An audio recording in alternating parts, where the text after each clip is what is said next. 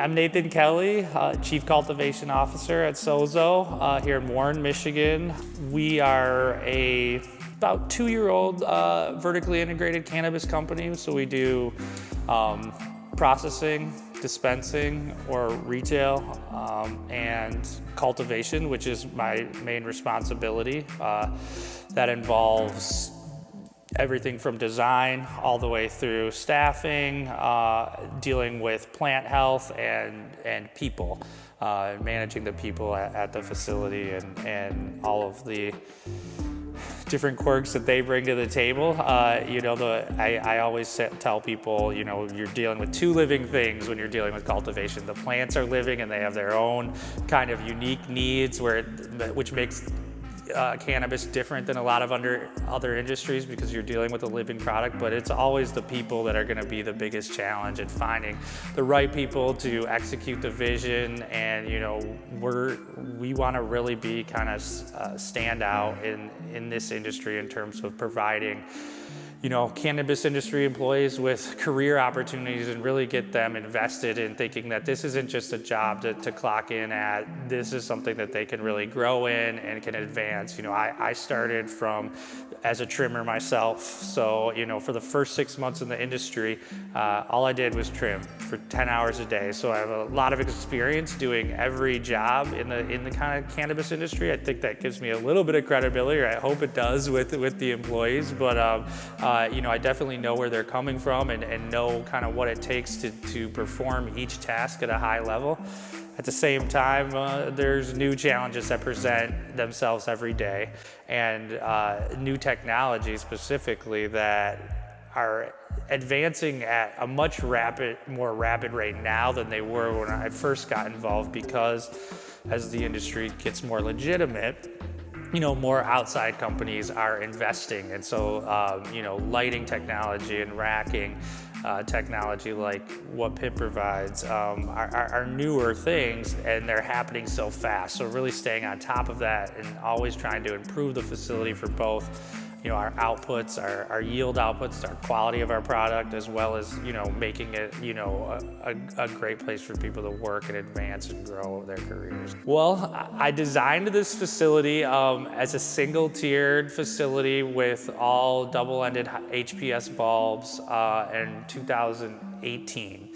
And right before we started building, we were going to have 942 lights in all 3 phases of our building. We have a 65,000 square foot footprint here. 5,000 of it is the retail, and another 3,000 as the processing facility. So that leaves 57,000 square feet approximately for cultivation space, and we were able to fit 942 flowering lights in that space.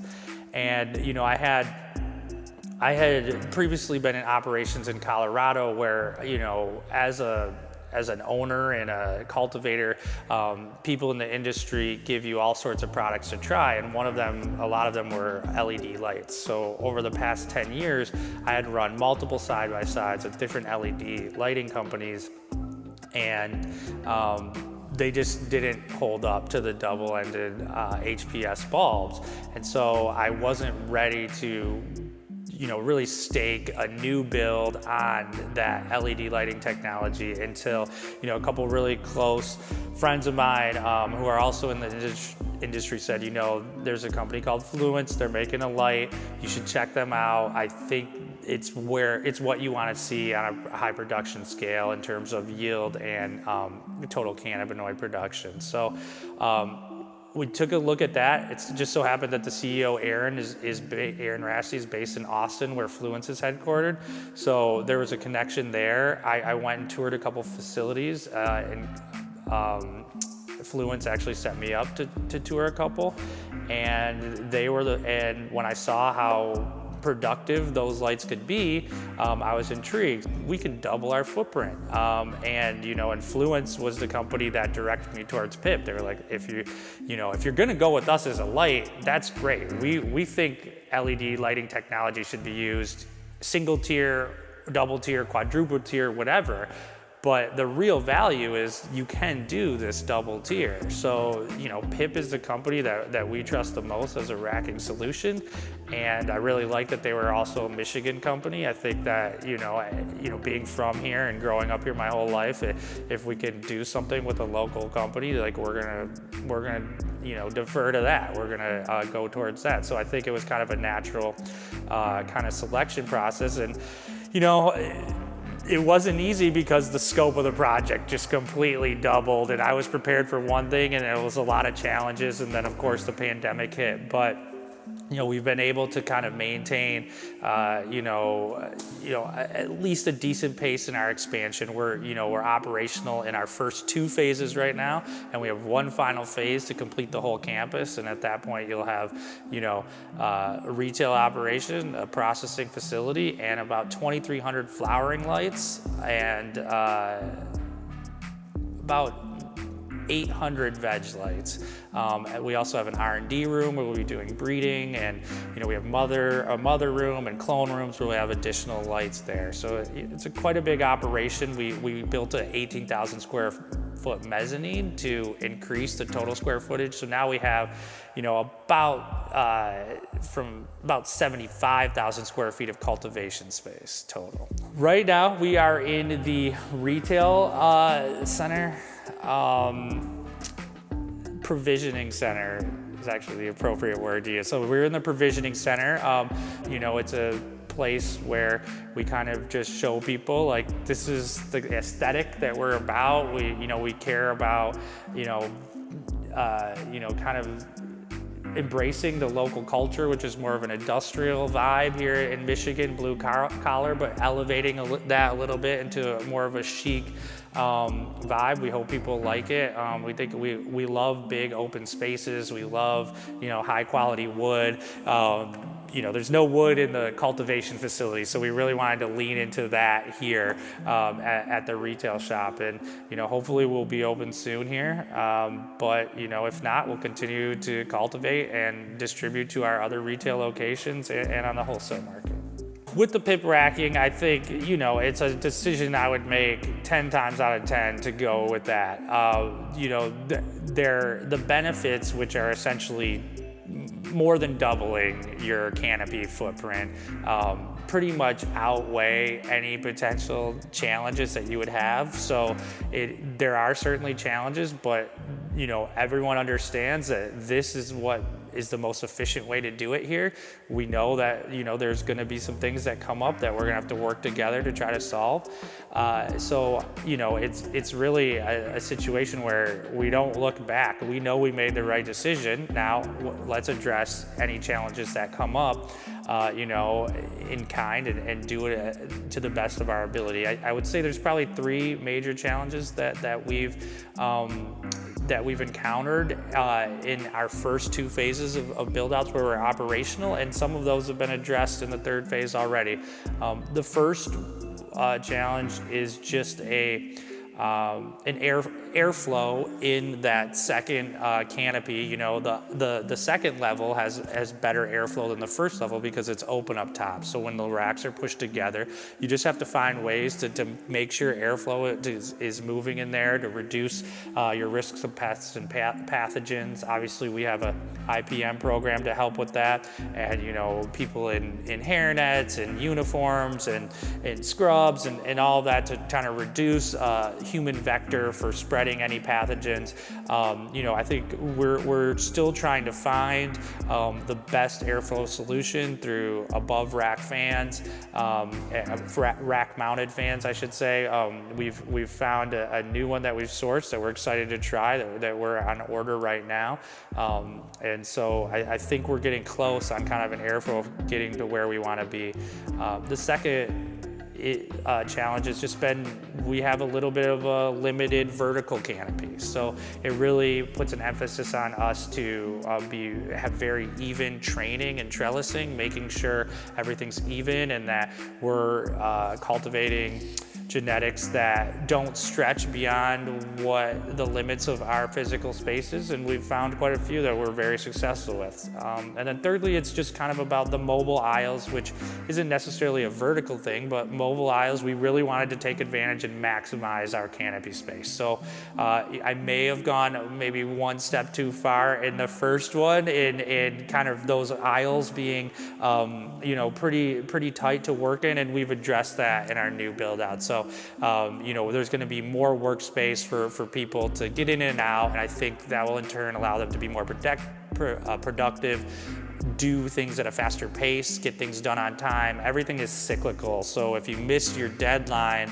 there's never really a time to come back around to it, because you got to move on to the next thing, or you're always going to be chasing your tail like that. So it's either say goodbye to that room and just hope that nothing happens there and make sure the next room is great, or try to speed up on that room so you can circle back, but that becomes a challenge. You really want to be able to do everything within that exact time frame that's set up on the calendar, whether it's pruning and defoliating, training, trellising, in all of those different types of tasks. So those are kind of the three challenges, and we've evolved in the solutions that we've used to attack them. It's nothing, as I said before, that has been insurmountable, and I think people here like a challenge too. And we've got a lot of smart people that are working out and working these problems out in their minds, and certainly the people that work here have given us a lot of solutions. And we've actually talked to the engineers at Pipp about a few things too, and